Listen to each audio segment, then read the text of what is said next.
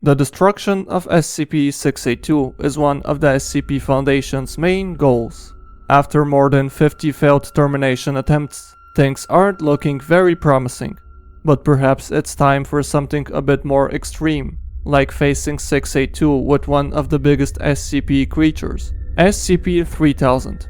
So can the giant eel kill the hard-to-destroy reptile? Today we try to answer this question. Before we begin, don't forget to subscribe to our channel with notifications on so you don't miss any of our upcoming videos, and we plan on exploring more ways to eliminate SCP-682 in future videos. Before we start thinking about the fight itself, we need to remind ourselves of SCP-3000's exact capabilities, as they will determine the success of this experiment. The first obvious thing is the creature's size. The eel is about 460 miles or about 750 kilometers long, so on first glance, SCP-682 seems to be at a disadvantage. However, this isn't to say that the creature's head is very big, as the eel's head is stated to be only about 8 feet or 2.5 meters in diameter. So even though the creature is immensely long, this doesn't give it any sort of advantage over SCP-682, because the eel can't effectively use its long and slim body to fight the lizard. It can only use its head. However, as you probably know, SCP-3000's biggest strength is its cognitohazardous effect, not its physical properties. In short, anyone who begins approaching the giant eel has his or her memories slowly destroyed until eventually they lose their consciousness. So the question is, how will SCP-682 react to SCP-3000's cognitohazardous effects, and will the lizard's consciousness be affected? In order to answer this question, we need to check out the famous SCP-682 termination log and look for experiments with cognitohazards, so we can see how the lizard has dealt with similar threats in the past. When we think of testing SCP-682 with cognitohazardous objects, the first thing that comes to mind is a test with SCP-513, the cowbell that when rung, causes a tall humanoid to stalk you and attack you. And based on the fact that people who haven't rung the bell don't see the entity in the presence of someone who has rung it, we can assume that 513 affects your mind, just like SCP-3000. When the lizard hears the cowbells ring, it immediately howls and begins pacing nervously. However, around this time, staff members begin to hallucinate a large entity resembling SCP-682 stalking the containment site. Security teams are seen firing at walls before being dismembered by thin air, and this distraction allows the real lizard to escape. And another notable experiment is a test with several memetic kill agents. In short, a memetic kill agent is information that, when perceived, destroys one's consciousness. When the agents were activated, SCP-682 started to undergo signs of cardiac arrest, and a few minutes later, 682 appeared to die. However, it revived 30 seconds later, screaming various kill words with such intensity that dozens of personnel were killed by the sound waves alone. So as we see, experiments with cognitohazardous anomalies appear partially successful at first, but then SCP-682 finds a way to adapt to them, and in some cases, even uses the cognitohazards to its own advantage. But will things be different with SCP-3000? It is the primary source of materials for SCP amnestics, and is also one of the most powerful cognitohazards in the Foundation, after all. Well, let's try to answer this question. The first thing we need to consider is SCP-3000's effect that causes you to forget where you are and who you are. As we saw earlier, cognitohazards have a temporary effect on SCP-682 because the memetic kill agents temporarily killed the lizard, and because SCP-513 made 682 very anxious, just as it does to humans. This means that despite its highly adaptable nature, the lizard will probably become disorientated by the eel's effects. The Foundation will have to use this opportune moment to transport SCP-682 right in front of SCP-3000. And if everything goes according to plan, the eel will have devoured SCP-682, or if the lizard is too large for that, at least bitten off 682's head.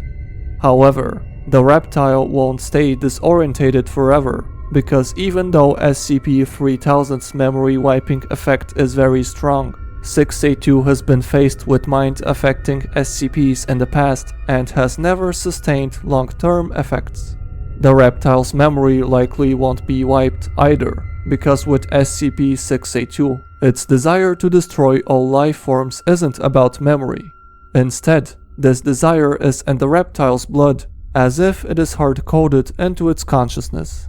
Not to mention that SCP-3000 biting 682's head off will instantly trigger the reptile's immensely strong survival instinct. So, as expected, the encounter will lead to a physical battle. Unfortunately, this is a no contest because, as we said, SCP-3000 can't effectively use its long and slim body to attack 682 because apart from its head, it has no appendages.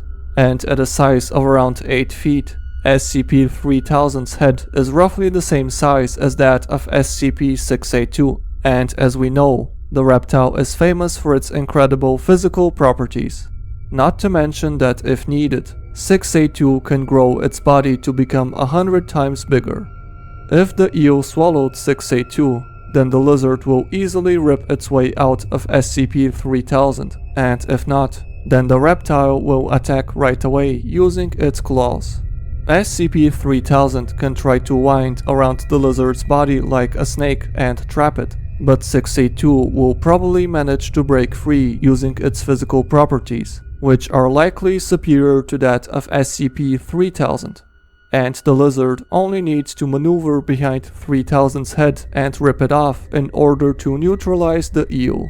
SCP-3000 isn't known to be capable of regeneration, because it was never actually damaged in any way by the Foundation, but even if it was, we doubt it would match SCP-682's astounding regeneration speed. So it appears that we won't succeed in killing the reptile this time around, and instead the Foundation will lose its largest source of amnestics. But this isn't even the biggest problem, because we haven't discussed the outcomes this test could possibly have on SCP-682. As we already said, when faced with cognitohazards, the reptile not only proved immune to their long-term effects, but also used them to its advantage. And in general, whatever doesn't kill 682 only makes it stronger. SCP-3000 makes people forget and eventually destroys their consciousness, so after this test, it is very likely that 682 will develop some form of mind-altering properties. It could make the Foundation staff observing its chamber forget about its dangerous properties, and as we know, keeping SCP-682 contained is hard as it is, and having disorientated and forgetful MTF personnel guarantees a successful escape. This would be devastating, because SCP-682 could use this effect every time the Foundation tries to recontain it, making recontainment next to impossible. Instead, SCP-682 will be happy to run around and destroy cities, attempting to fulfill its life goal, eliminating all life forms. Furthermore, it is even possible that with time, 682's newly gained mind-altering effects increase in strength, until it is even capable of destroying the entire human population's consciousness. So to sum it up, SCP-3000 will disorientate 682, but this won't last forever. A physical battle isn't a good idea either, because despite SCP-3000's length, the eel is actually pretty slim and probably not nearly as powerful as SCP-682.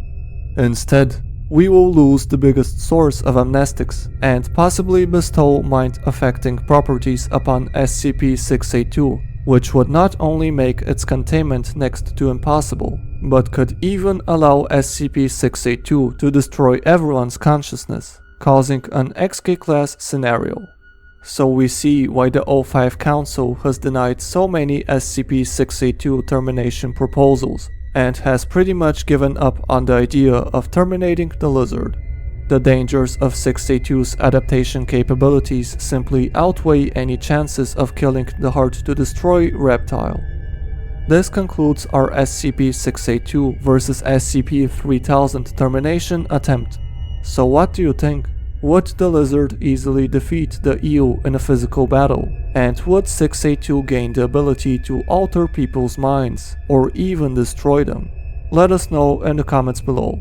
Please leave a like if you enjoyed this video, and don't forget to subscribe if you enjoy this type of content, as we have many more interesting videos coming up, and we will be exploring more interesting SCP-682 termination attempts in the future. And as always, we will see you in the next video.